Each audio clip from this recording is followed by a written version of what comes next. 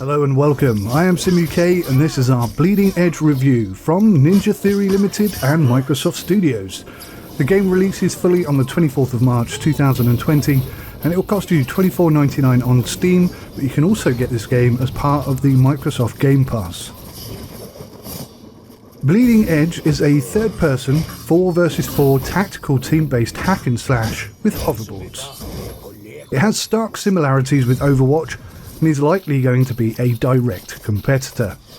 During the beta there were 11 available characters to play, which fall into one of 3 categories: damage, support or tank.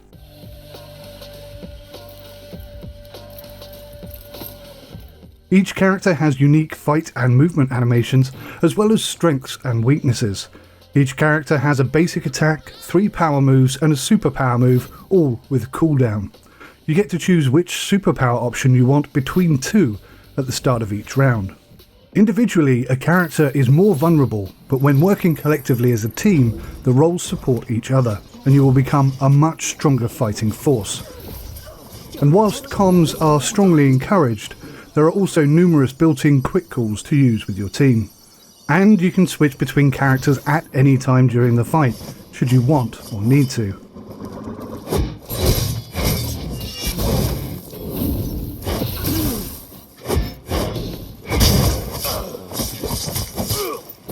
During the beta there were 4 maps available and 2 game modes, Domination and Power Cells.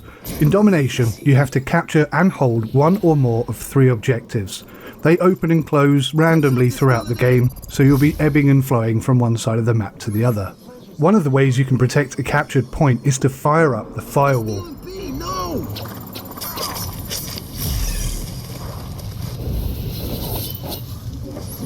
In Power Cells, you crack open canisters and collect the cells.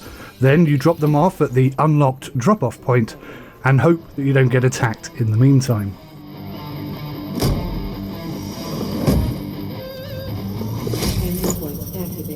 In both of those modes, additional points can be scored for destroying an opponent as well. So the in-game tutorial, which for the first time crashed on me, does a pretty good job of teaching the absolute basics. However, many of the finer details were not covered, like the map and how to interpret it, i.e. which icon means what. How to perform a parry move isn't discussed in the tutorial. How to obtain mod points, which I'll be honest with you, I still don't fully understand. What the benefits are of the power-up cells. I assume it's stronger attacks, but by how much and how many can you use in order to build up? Can you have 4 times extra power? I have to figure that out myself. There are 3 types of characters. There are normal, advanced, and the suggested easier characters, which are best for you to start. Niđhöggr, which is how I think you pronounce his name, is likely going to be your first character, as you use him in the first tutorial. This heavy metal thrash corpse can drop a heavy lick and stun opponents, slow them down with a well-aimed guitar boomerang, drop a heavy hitting combo with his guitar, or light them up with a power slide.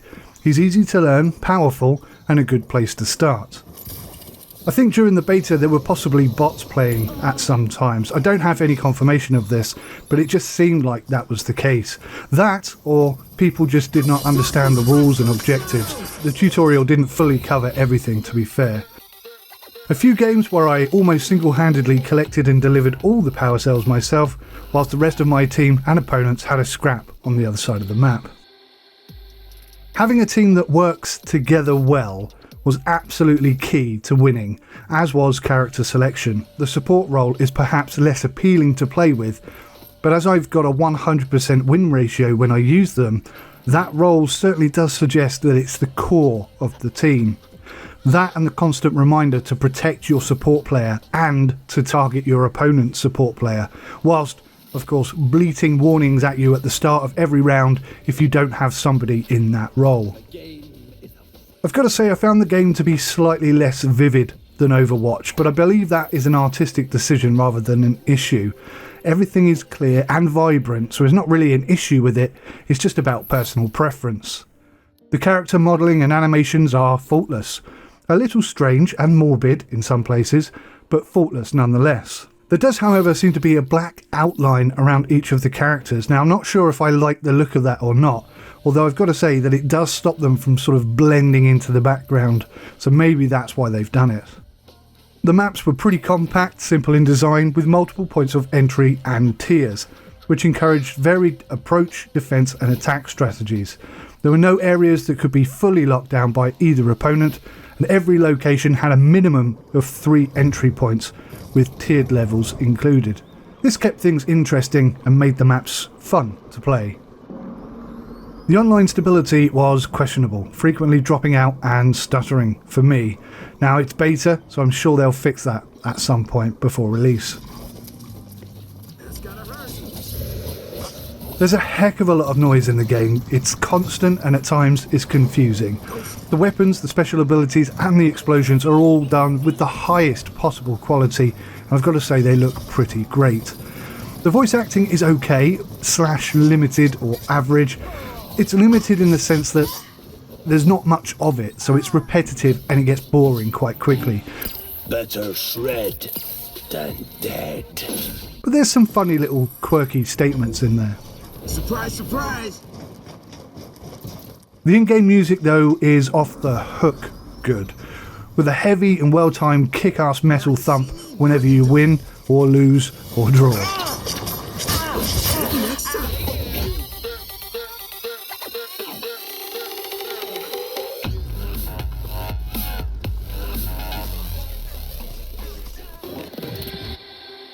I'd say the UI design is a little bit grungy, and at first I found it somewhat confusing, but ultimately it soon becomes clear and it's actually really quite simple and straightforward.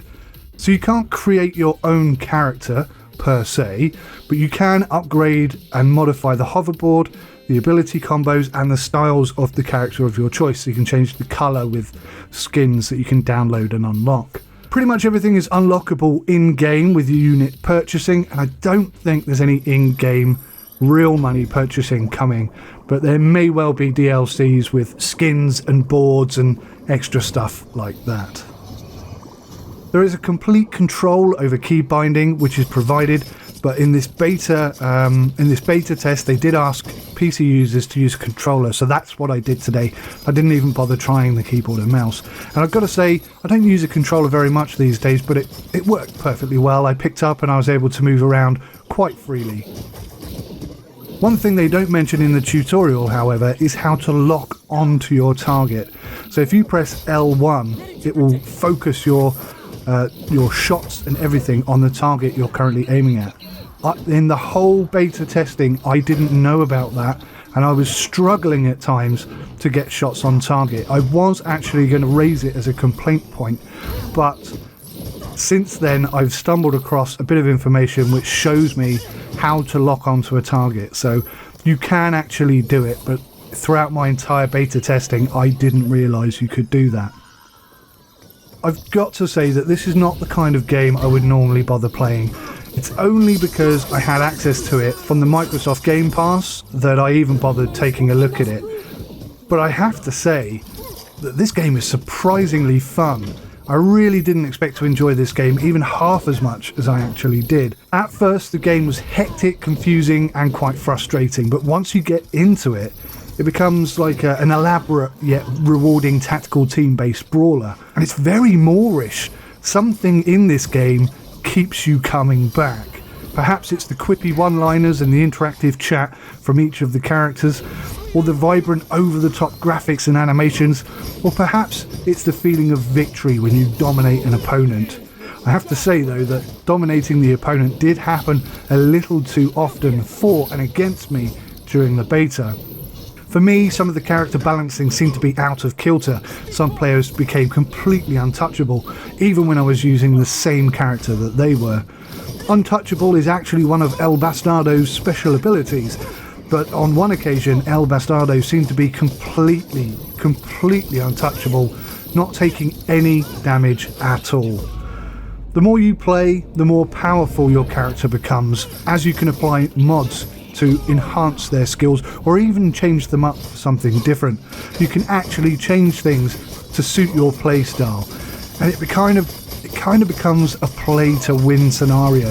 The more you win, the better and stronger your character will be, and the easier it will be for you to win. Being outnumbered in Bleeding Edge is tantamount to being dead. However, on a couple of occasions, I deliberately took on 2, 3, or even the entire opposition team. I made sure that I had maximum health, all of my special power-ups were charged and ready to go, and I had one super special power-up ready as well.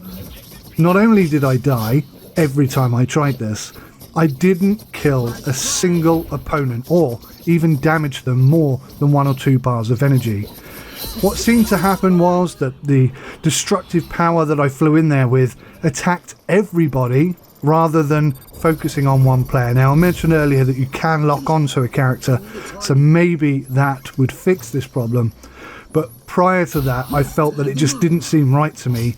I should at least have the chance to be able to kill 1 or 2 characters in the whole team on my own.